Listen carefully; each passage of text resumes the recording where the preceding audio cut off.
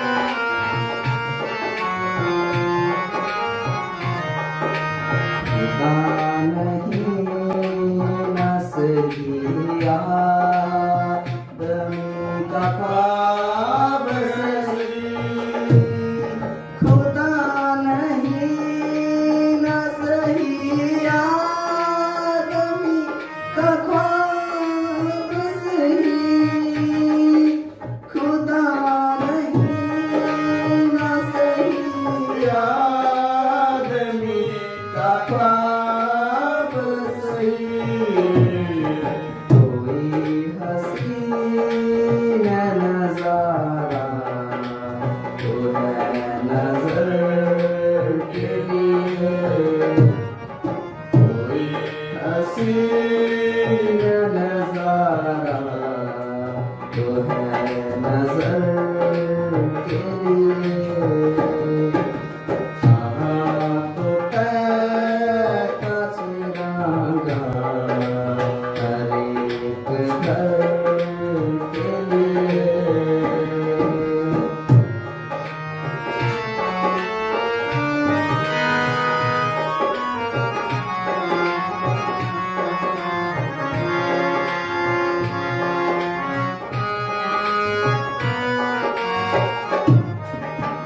मुतमईन है के पत्थर पिघल नहीं सकता, मैं मुतमईन है के पत्थर पिघल नहीं सकता, मैं मुतमईन है के पत्थर पिघल नहीं सकता। मैं बेकरार हूँ आवाज़ में असर के लिए, मैं बेकरार हूँ आवाज़ में असर के लिए। तो तय था चिरागा हर एक घर के लिए।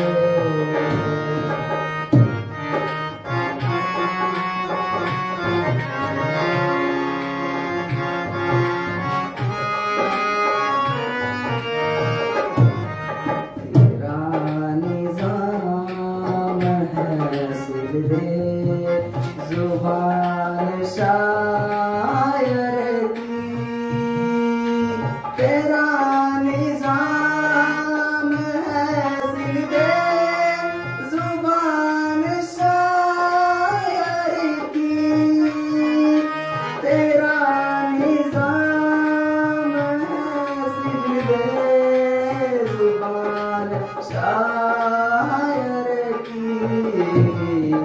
ये एहतियात ज़रूरी है इस दहर के लिए, ये एहतियात ज़रूरी है इस बहर के लिए। तो का चिरागा हर एक घर के लिए।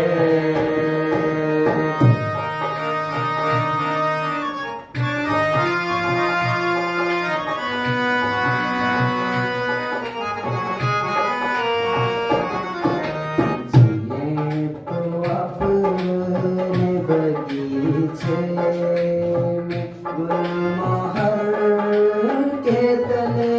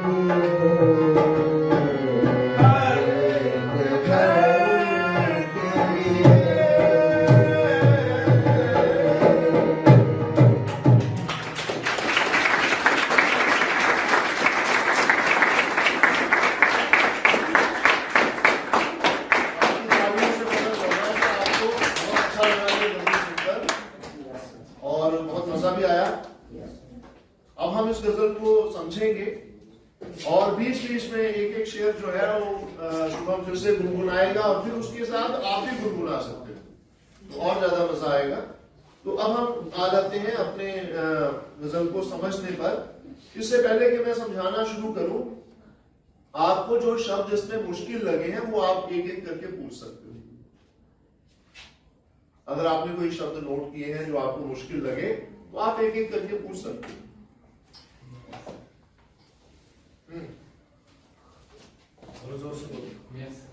मयस्सर, मयस्सर का मतलब होता है उपलब्ध, कोई चीज का मिलना, उपलब्ध होना, वो होता है मयस्सर। मुतमईन होता है आश्वस्त होना, कॉन्फिडेंट, विश्वास है हमें, वो होता है मुतमईन। और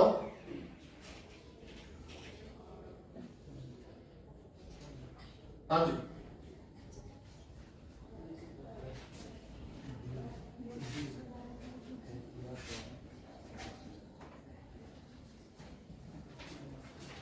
और कोई शब्द? एहतियात होता है ध्यान रखना किसी चीज का, किसी चीज का ध्यान रखना, वो एहतियात से काम करना, ठीक है। और मुनासिब, मुनासिब होता है सही, मुनासिब का मतलब एकदम परफेक्ट, सही है। कहते ये काम, ये बात मुनासिब नहीं है, मतलब ये सही है, ऐसा नहीं होना चाहिए, ये चीज बहुत मुनासिब है, ये बहुत सही है, ऐसा होना चाहिए। और दरख्त तो पेड़ होता है ना। और कोई मुश्किल शब्द है?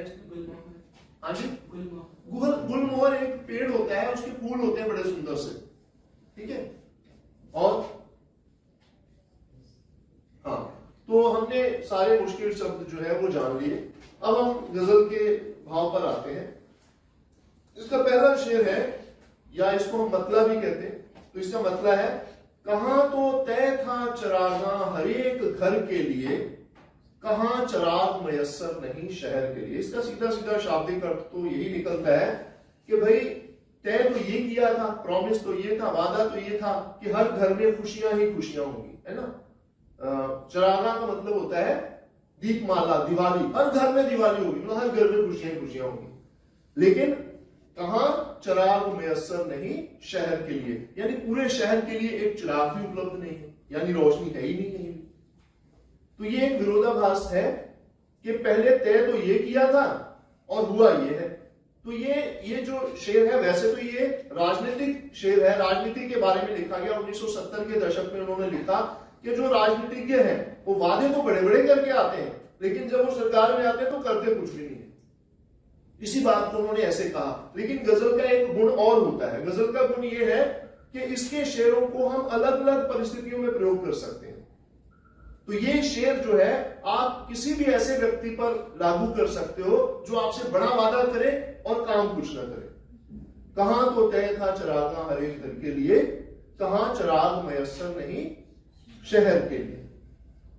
तो ये शेर समझ गए हम, ये मतला है। मतला का मतलब होता है गजल की शुरुआत, पहला शेर है। तो ये शेर हम समझ गए सभी। अब इसे गुनगुनाए फिर। आओ भाई शुक्र, हम ऐसे ही इसको गुनगुनाते चलेंगे और समझते भी चलेंगे। अब समझ आ गया है तो एक शेर को हम गुनगुनाते हैं। आप चाहो, आप में से जो अच्छा सुर लगता है जिसका, वो साथ में गुनगुना सकते हैं।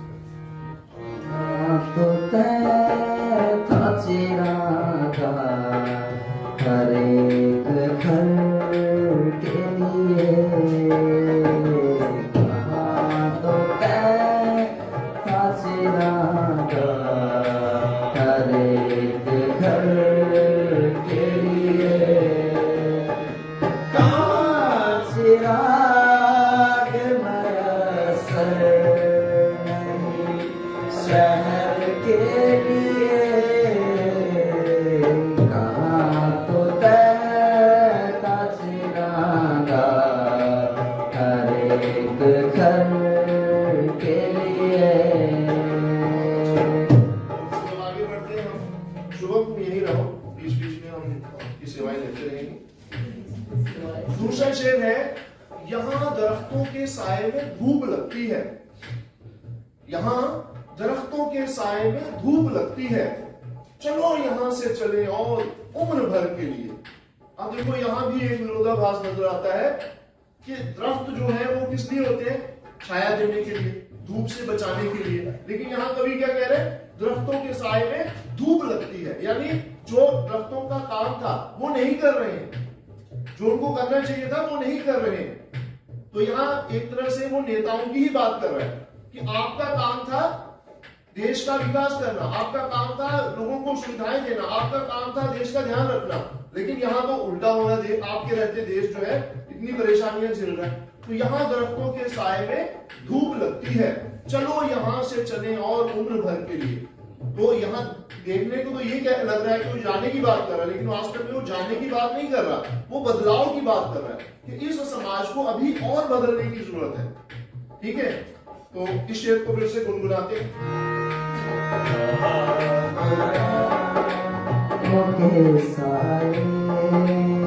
आप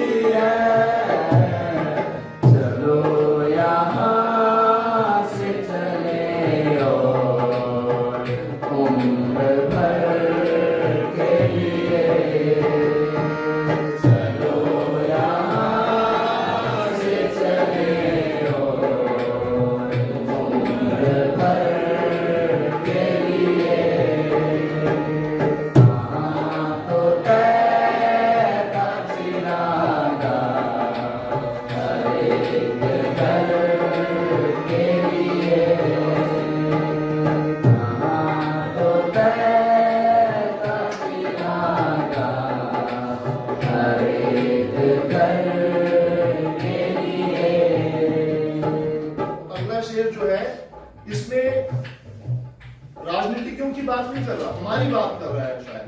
वो कहता है न हो कमीज तो पांव से पेट ढक लेंगे, न हो कमीज तो पांव से पेट ढक लेंगे, ये लोग कितने मुनासिब हैं इस सफर के लिए। तो इसका मतलब कि हम लोग जो है हर जगह पे समझौता करना सीख गए हैं। हमारी जो जनता है वो ऐसी समझौता करने वाली है कि इनको अगर कमीज नहीं मिलती ना तो ये कमीज के लिए कोशिश नहीं करेंगे, अपना पेट पैरों से ही ढकना जो है उसका प्रयास करेंगे। तो मतलब ये हुआ कि हम लोग जो समझौते करते हैं वो शायद को अच्छा नहीं लग रहा, उसको उसका कहना है कि ये समझौते करना बंद करो, अगर कमीज चाहिए तो कमीज के लिए लड़ो। तो ये जो जनता है हमारी, ये भी कहीं ना कहीं हमारे सिस्टम के बिगड़ने के लिए, हमारी व्यवस्था के बिगड़ने के लिए उतनी ही जिम्मेदार है जितने नेता हैं। तो इस बात को उसने कहा ना हो कमीज तो पांव से पेट ढक लेंगे, ये लोग कितने मुनासिब हैं इस सफर के लिए। तो यहाँ पे उसने व्यंग का प्रयोग किया है, उसने ये नहीं कहा कि आप कितने खराब हो जी ऐसा कर लेते हो, उसने कहा कितने सही लोग हो भाई, अगर तुम्हें कमीज नहीं मिलती तो तुम पैरों से पेट ढक लेते हो। तो ये एक व्यंग्यात्मक शेर है और इसमें उसने व्यंग के माध्यम से ये कहना चाहा है कि जनता को इस व्यवस्था को ठीक करने के लिए संघर्ष करना पड़ेगा, अगर नहीं करेंगे तो ये व्यवस्था नहीं बदलेगी। तो गुनगुनाते शेर तो पाँव से पेट ढक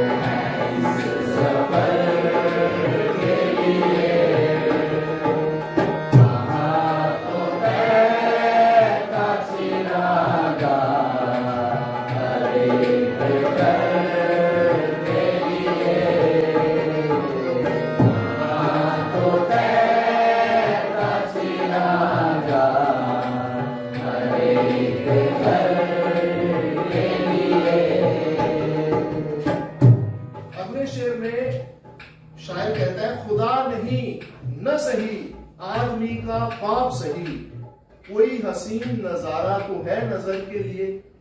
जब ये इतनी बड़ी बड़ी बातें करता है शायर, जब वो कहता है कि भाई व्यवस्था बदलनी चाहिए, जब वो कहता है लोगों को बदलना चाहिए, तो कई लोग उसको कहते होंगे कि भाई ऐसा नहीं हो सकता, ये तो बहुत बड़ी बात है, ऐसा तो समाज में संभव ही नहीं।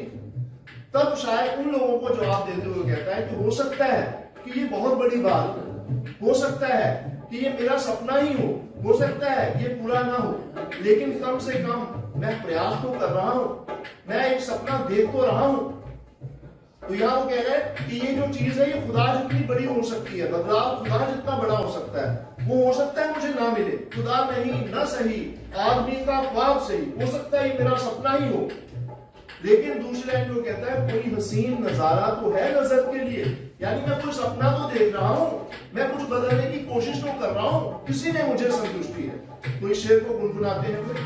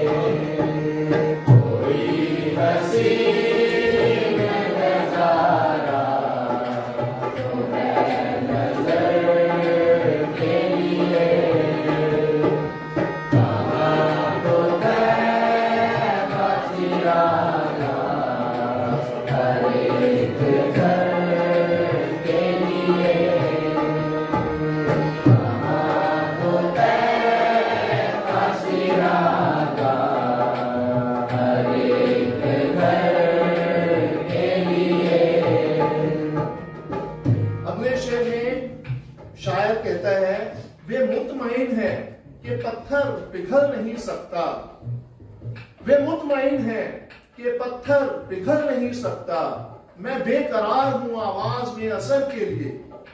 तो ये जो शेर है इसमें वो कहते हैं कि जो नेता है, जो प्रशासन में बैठे लोग हैं, उनको ये पूरा विश्वास है, वो आश्वस्त है कि ये जो जनता है ना, ये इसको बदलना उतना ही मुश्किल है जितना कि पत्थर को पिघलना। तो वो बहुत कॉन्फिडेंट है, वो बहुत आश्वस्त है, उनको पूरा विश्वास है कि ये व्यवस्था नहीं बदल सकती, लोग नहीं बदलेंगे। ये जो शायर बोल रहा है ना, इसको बोलने दो, कुछ होने वाला नहीं। तो ये सब जो है ये ऊपर वालों का विश्वास है। लेकिन शायर जो है वो क्या सोचता है, वो कहता है मैं बेकरार हूं आवाज में असर के लिए, मैं अपनी आवाज में जो असर है वो दिखने का इंतजार कर रहा हूं। अब ये जो लाइन है इसके पीछे एक कहानी भी है। इसके पीछे कहानी ये है कि बैजू बाबरा नाम का एक व्यक्ति था जो तानसेन के समय में हुआ। तो उसके बारे में कहा जाता था कि ये गाता है तो पत्थर पिघल जाते हैं।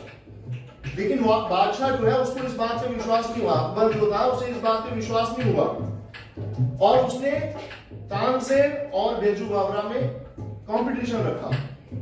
तो यहां पर बैजू बाबरा का जो विश्वास है ना कि भाई बादशाह चाहे मान ले कि भाई ये पत्थर पिघलना संभव नहीं, लेकिन बैजू बाबरा की अपनी आवाज के ऊपर पूरा विश्वास है। उसी तरह यहाँ शायर को भी अपनी शायरी पर, अपनी बातों पर, अपना जो मोटिवेशनल स्किल है उस पर पूरा विश्वास है कि मैं लोगों को कहूंगा तो लोग बदलेंगे, मेरी आवाज का असर एक ना एक दिन दिखाई देगा। तो इस शेर में उन्होंने ये बात कही है कि ऊपर के लोगों को विश्वास है कि पत्थर नहीं पिघलेगा, यानी जनता नहीं बदलेगी, और मैं अपनी आवाज के असर से जनता को बदलना चाहता हूं। तो चलिए इस शेर को गुनगुनाते हैं।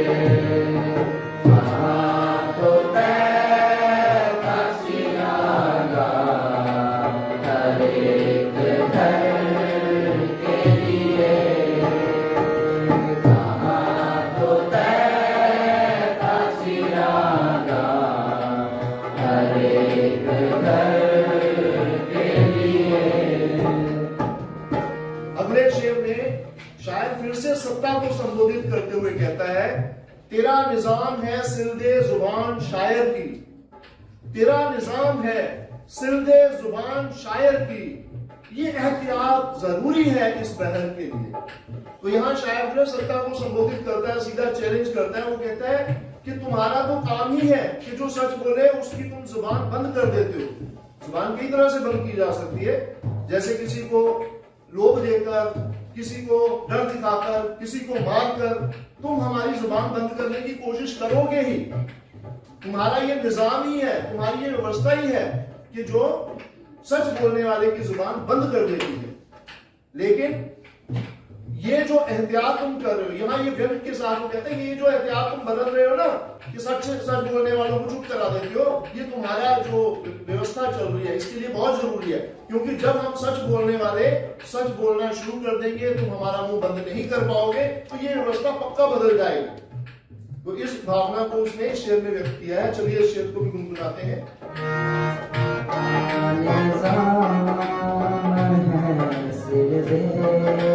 जुबान शायर की, तेरा निजाम है सिलदे जुबान शायर की, तेरा निजाम है सिलदे जुबान शायर की।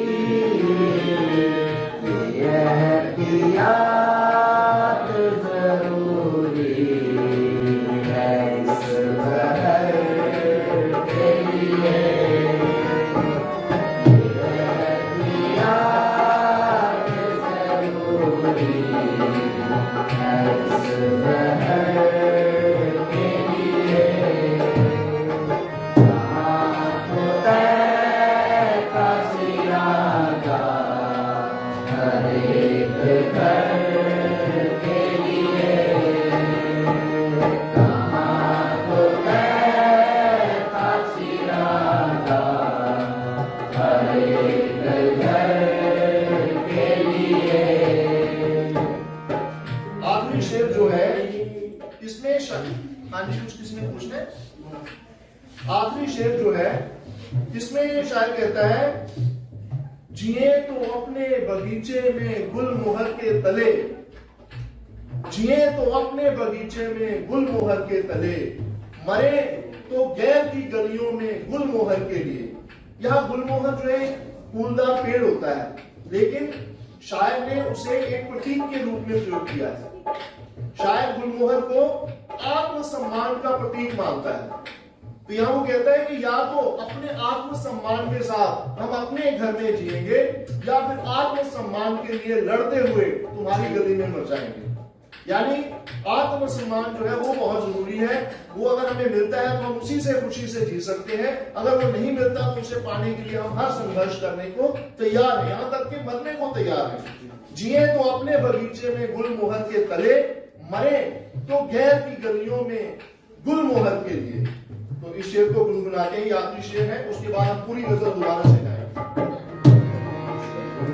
तो अपने बगीचे में गुलमोहर के तले, जिए तो अपने बगीचे में गुलमोहर के तले, जिए तो अपने बगीचे में गुलमोहर के तले, मरे तो गैर की गलियों में गुलमोहर के लिए, मरे तो गैर की गलियों में गुलमोहर के लिए। कहाँ तो तय का सिरागा हर एक घर के लिए, कहाँ तो तय का सिरागा हर एक घर